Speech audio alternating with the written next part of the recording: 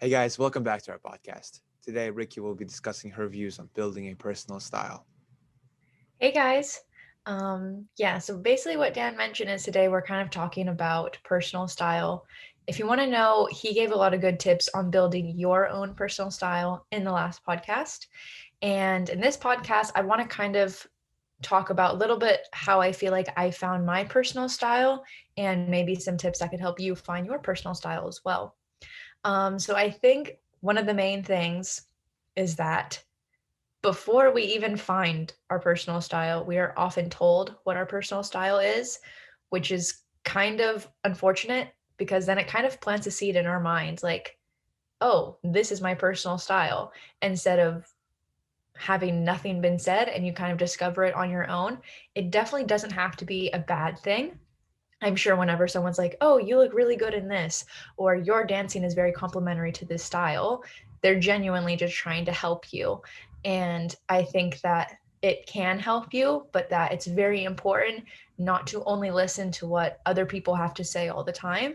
Because if you're only creating that style in your dancing just because other people told you that it looked good, you're probably never going to feel fulfilled because you're not doing what makes you feel good, if that makes any sense.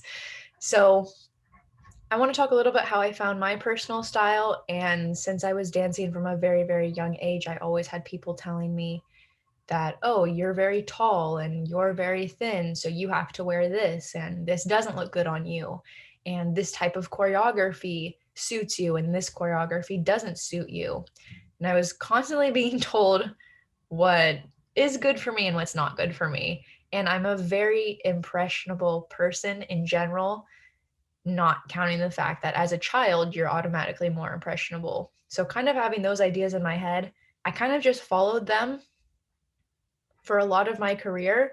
And it definitely, I don't think it did anything against me, like it was hurting me in any way, but it definitely came to a point where I had to define my own style. I would show up to a guest coach lesson, somebody I've never taken a lesson with before that I'm paying a lot of money to do for 40 or 45 minutes. And they straight up ask me, so what's your style? What's your personal style?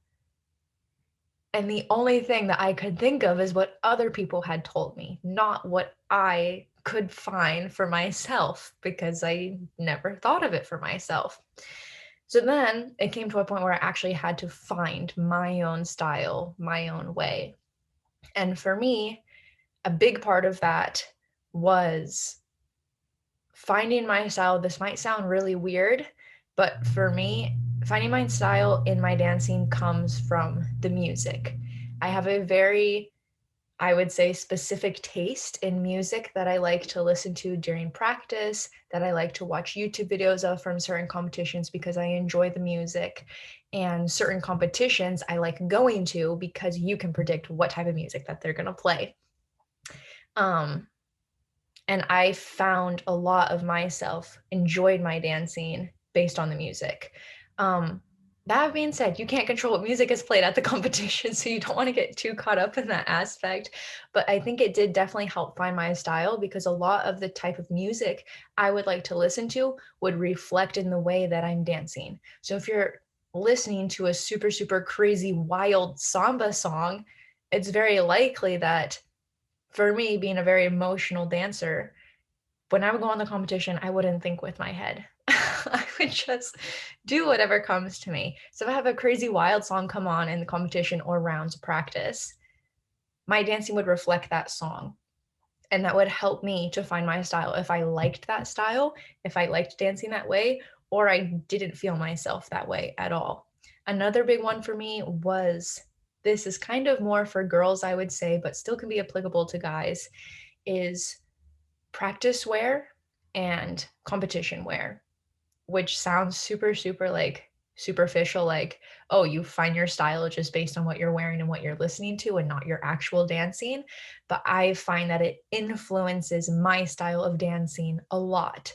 Um, so I kind of found my style, what I like to wear on the competition, what colors I like to wear, what style of dresses I like to wear for Latin and standard, because there's so many styles.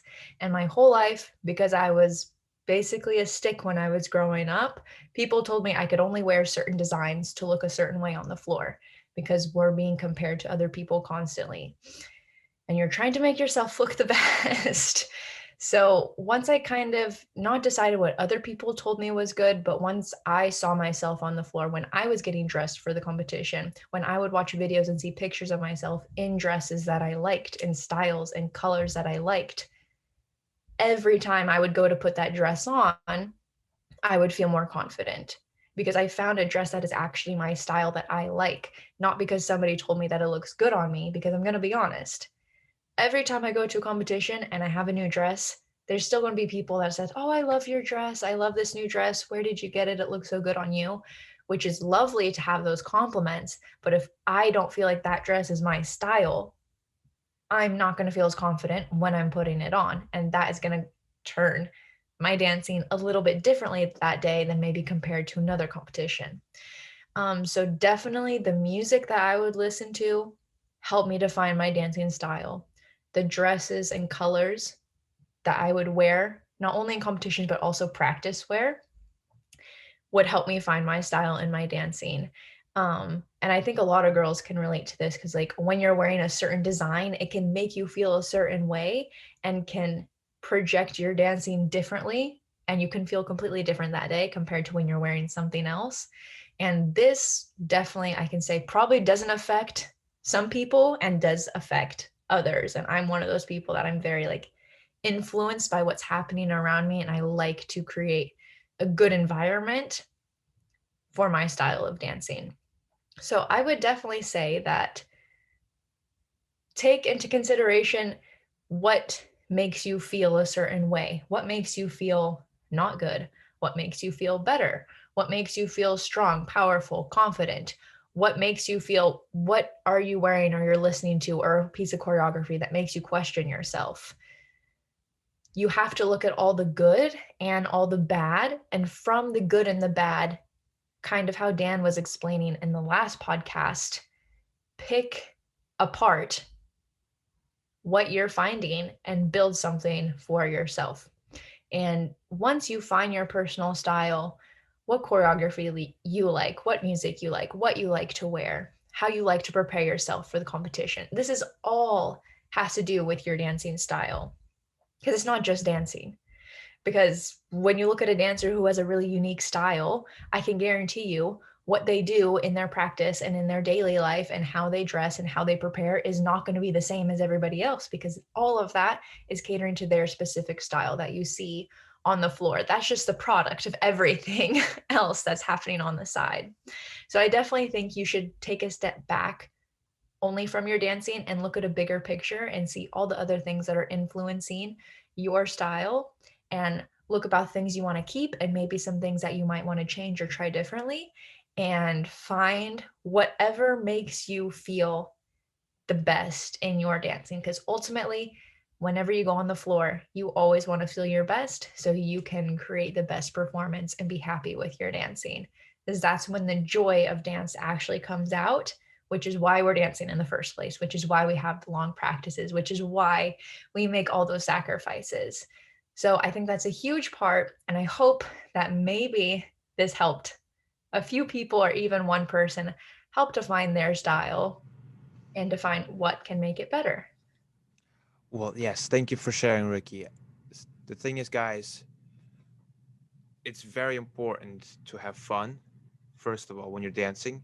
And that fun comes from the feeling. So, you feeling what drives your dancing, what feelings drive your dancing. It could be a reason why you started dancing or just your love for dance in general. First, you need to feel amazing when you dance. That's when your style actually starts. So Ricky was talking more about the internal feeling of building your style. I was talking about the more external physical things that you can do to build your style. Thank you for listening, guys, and we'll see you guys next time. Bye, guys.